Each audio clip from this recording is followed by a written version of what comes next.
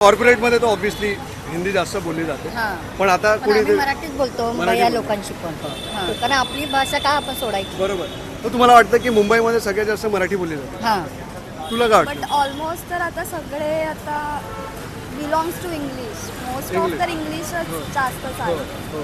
हां तर मग माझं म्हणणं असं की सगळे जास्त इंग्लिश आणि हिंदीमध्येच जास्त जास्त संवाद. त्यांना समजलं नाही काय तर मग त्यांना पण त्यावेळेस पण आपण हिंदीमध्ये बोलतो, पण का तर त्यांना समजलं नाही. पण प्रेफरन्स आपला मराठीचाच असतो आपला.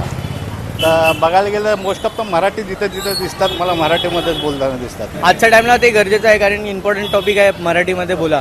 पण असं आहे की कधी कधी आपण पण बघूया, कारण की आम्ही पण जॉब करतो, तर आम्हाला पण ट्रान्सफर भेटतात दुसऱ्या ठिकाणी, गुजरात किंवा काही कुठेही पण भेटतो. तर ते लोक पण बोलणार ना की म्हणजे तुम्ही इथे राहतात तर तुम्ही तशा बोल. माझा बोलण्याचा एक पॉईंट हे आहे की तुम्ही त्यांना सांगू शकता की तुम्ही मराठीत बोला, पण तुम्ही त्यांना त्यांच्यासोबत ते संवाद नाही टाकू शकतात, जबरदस्ती नाही करू शकतात की ते मराठीत संवाद नाहीच करत म्हणून हिंदी जास्त बोलली जाते. हिंदीच बोललं जातं दादा, कारण की आम्हाला बी माहिती आहे, आम्ही आपल्या दुकानावर आलं का आपण डायरेक्ट मराठीमध्ये बात करतो, पण जास्त मराठीत बात नाही होते, हिंदीतच बात होते इकडं मुंबईमध्ये, आपल्याला माहिती आहे. हो.